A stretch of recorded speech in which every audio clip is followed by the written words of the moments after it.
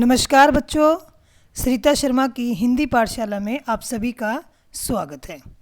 बच्चों, आज की इस वीडियो में हम पढ़ेंगे कक्षा 9वीं का प्रकरण वाक्य। इस वीडियो में हमें जो चीज़ें पढ़ने को मिलेंगी वो है अर्थ, परिभाषा, भेद एवं उदाहरण। तो आइए पढ़ते हैं वाक्य के बारे में। वाक्य के बारे में पढ़ने से पहले मैं आपको बता दूं कि भाषा की सबसे छोटी इकाई वर्ण है और वर्णों के समूह से अक्षर बनते हैं और अक्षरों के समूह से शब्द बनते हैं और उन्हीं शब्दों के सार्थक समूह से वाक्य बनते हैं। जब कोई वक्ता या लेखक अपने मन के विचारों को श्रोताओं या पाठकों तक पहुंचाना चाहता है तो वह शब्दों का एक ऐसा सार्थक समूह बनाता है कि उसके विचारों को पूर्ण रूप से अभिव्यक्ति मिल सके।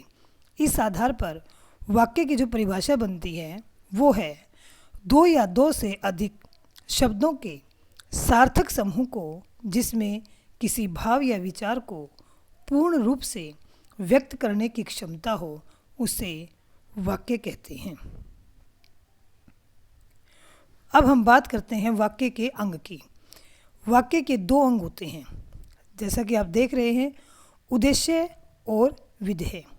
अब ध्यान से सुनो बच्चों, जिसके बारे में कुछ कहा जाता है वह वाक्य का उद्देश्य कहलाता है। जैसे मैं आपको एक वाक्य बोलती हूँ, मैं आपको पढ़ा रही हूँ। इसमें मैं शब्द जो है वो वाक्य का उद्देश्य है। अब हम बात करते हैं विधेय की। जैसा कि मैंने वाक्य बोला, मैं आपको पढ़ा रही हूँ। जब इसमें से मैं उद्देश्य था तो अब पढ़ा रही हूँ वो क्या बन जाएगा, विधेय। यानी उद्देश्य के बारे में जो कुछ कहा जाता है वह वाक्य का विधेय होता है। एक और उदाहरण हम देखते हैं, सूर्य पूर्व से निकलता है। सूर्य इसमें उद्देश्य है क्योंकि सूर्य के निकलने की दिशा हमने इसमें बता रखी है और पूर्व से निकलता है, ये क्या है, विधेय है। तो इस प्रकार हमने देखे कि वाक्य के दो अंग होते हैं, उद्देश्य और विधेय। अब हम बात करते हैं वाक्य भेद, जो हमारे 9वीं के पाठ्यक्रम का प्रमुख हिस्सा है। वाक्य भेद की अगर बात करें तो दो आधार पर वाक्य के भेद होते हैं, एक अर्थ के आधार पर और एक रचना के आधार पर। इस कक्षा में हम अर्थ के आधार पर वाक्य भेद पढ़ेंगे। अर्थ के आधार पर वाक्य के 8 भेद माने गए हैं। विधानवाचक वाक्य, जिस वाक्य से कोई जानकारी मिले या सामान्य रूप से किसी कार्य के होने या करने का पता चले उसे हम विधानवाचक वाक्य कहते हैं। जैसे उदाहरण है, माताजी खाना बना रही हैं। इसमें हमें जानकारी मिल रही है, सामान्य एक भाव की अभिव्यक्ति हो रही है, बाहर बारिश हो रही है। ये दोनों ही वाक्य विधानवाचक वाक्य के प्रकार हैं। इस प्रकार के वाक्य हम आम बोलचाल में अधिकतर प्रयोग करते हैं। अगला है हमारा निषेधवाचक वाक्य। निषेध का अर्थ बच्चों होता है ना, नहीं।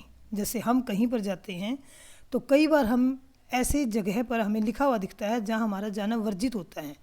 जैसे लिखा होता है प्रवेश निषेध है, तो क्या है, निषेध का मतलब ना। तो इसकी परिभाषा स्पष्ट है, जिस वाक्य में कार्य के न होने का बोध हो। और इस प्रकार के वाक्यों में नहीं, मत और न आदि नकारात्मक या निषेधात्मक शब्दों का प्रयोग किया जाता है। उदाहरण देखिए, मैं कल दिल्ली नहीं जाऊंगी। माता जी ने खाना नहीं बनाया है। ये नहीं जो शब्द आया है ये नकारात्मक शब्द हैं और इनसे हमारे जो वाक्य बन गए हैं निषेधवाचक वाक्य बन गए हैं।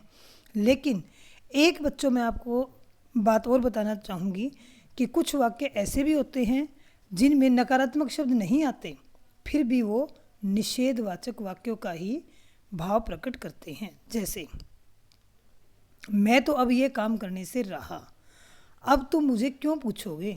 दोनों प्रकार के वाक्य में क्या भाव आ रहा है, पहले में मैं तो अब यह काम करने से रहा, अर्थात मैं अब यह काम नहीं करूँगा। अब तुम मुझे क्यों पूछोगे, अर्थात अब तुम मुझे नहीं पूछोगे। तो पढ़ते समय आप ध्यान देना, ये दोनों ही वाक्य निषेधवाचक वाक्य कहलाते हैं। प्रश्नवाचक वाक्य बहुत ही साधारण और सरल है। प्रश्न की बात आ जाए तो वो प्रश्नवाचक वाक्य कहलाएगा। क्या माता जी ने खाना बना लिया, क्या तुम कल विद्यालय जाओगे, इन वाक्यों में कब, कहाँ, क्यों, कैसे, किसने, किससे, कितने आदि प्रश्न सूचक शब्दों का प्रयोग किया जाता है। और एक बात बच्चों और ध्यान रखनी है कि इसके पीछे आपको प्रश्नवाचक चिन्ह का अवश्य प्रयोग करना पड़ेगा। अगला है हमारा संदेहवाचक वाक्य।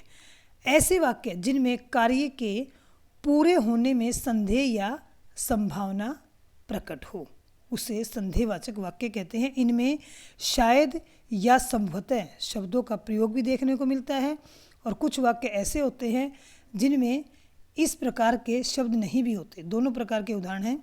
शायद मैं कल दिल्ली जाऊंगी, तो ये शायद शब्द आ गया, ये संदेहवाचक है क्योंकि पक्का नहीं है। इस समय माताजी खाना बना रही होंगी, वाक्य से पता चल रहा है कि निश्चित नहीं है कि माताजी क्या कर रही होंगी। तो दोनों ही वाक्य क्या हैं, संदेहवाचक के अंतर्गत आते हैं। संकेतवाचक। संकेतवाचक वाक्यों में एक क्रिया का होना दूसरी क्रिया पर निर्भर करता है। यदि बारिश हुई तो फसल अच्छी होगी। अगर आपने वीडियो को ध्यान से देखा तो आपको वाक्य समझ में आएंगे। समय पर काम करोगे तो पछताना नहीं पड़ेगा। तो ये वाक्य क्या है, संकेतवाचक वाक्य है। फसल अच्छा होना किस पर निर्भर करता है, बारिश होने पर। पछताना ना पड़े हमें, ये किस पर निर्भर कर रहा है, समय पर काम करने पर। तो ये हमारे संकेतवाचक वाक्य थे। आज्ञावाचक वाक्य, नाम से पता चल रहा है आज्ञा, लेकिन इसमें सिर्फ आज्ञा नहीं होती बच्चों। आज्ञा, आदेश, प्रार्थना, निर्देश या अनुमति आदि का बोध होता है। इन इस प्रकार के वाक्यों में मेरे लिए एक गिलास पानी लाओ सामान्य आज्ञावाचक वाक्य है। शोर मत करो। अब बच्चों यहाँ ध्यान देना, मत शब्द जैसा उसमें बताया था निषेधवाचक में कि मत शब्द जो है वो निषेधात्मक वाक्यों में आता है, लेकिन यहाँ ये आज्ञावाचक के रूप में ही माना जाएगा क्योंकि यहाँ अक्सर अध्यापक या घर में माता पिता बच्चों को आज्ञा देते हैं, बच्चों शोर मत करो, तो ये आज्ञावाचक में ही जाएगा।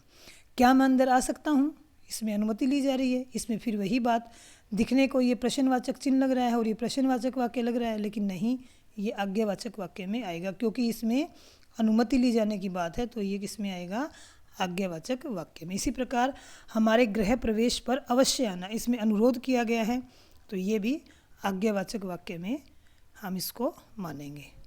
इच्छावाचक वाक्य, इसमें बोलने वाला अपनी इच्छा जाहिर करता है। इच्छा के साथ साथ आशीर्वाद, आशा या कामना, इन भावों की अभिव्यक्ति भी इच्छावाचक वाक्यों में ही होती है। ईश्वर तुम्हारा भला करे, आज तो मैं आम खाऊंगी, सदा खुश रहो, इस वर्ष मैं परीक्षा में प्रथम आऊंगी। पहले वाक्य में हम भलाई के लिए सोच रहे हैं, दूसरे में सामान्य इच्छा व्यक्त हो रही है, तीसरे में आशीर्वाद दे रहे हैं और चौथे में हम आशा व्यक्त कर रहे हैं। तो ये सारे प्रकार के वाक्य किस में आएंगे, इच्छावाचक वाक्य में। अंत में है बच्चों विस्मयवाचक वाक्य। वैसे तो सारे वाक्यों में ही मन के भाव प्रकट हो रहे थे, लेकिन विस्मयवाचक वाक्यों में हमारे मन के भाव जो हैं वो तीव्र गति से, अति तीव्र गति से एकदम से प्रकट होते हैं, जिसमें हर्ष, शोक, घृणा, विस्मय, आश्चर्य, जुगुप्सा आदि के भाव इसमें सम्मिलित होते हैं। अरे तुम गाते भी हो, वाह कितना अच्छा मौसम है, काश हम जीत जाते। तो ये वाक्य, इसमें विस्मयवाचक चिन्ह भी प्रयोग किया जाएगा और जो शुरू में आपको दिखाई दे रहे हैं अरे, वाह, काश, ये विस्मयवाचक शब्द हैं और इसके बाद में आएगा विस्मयवाचक चिन्ह। तो बच्चों ये हमारा आज का पाठ था, आशा है आपको समझ में आ गया होगा। अब आप वीडियो को लाइक करना न भूलें, शेयर भी अवश्य करें और समय समय पर आपको नोटिफिकेशन मिलता रहे इसलिए सब्सक्राइब करें और आपकी जो स्क्रीन पर जो बेल आइकन नज़र आ रहा है उसको भी आप दबाएं। धन्यवाद।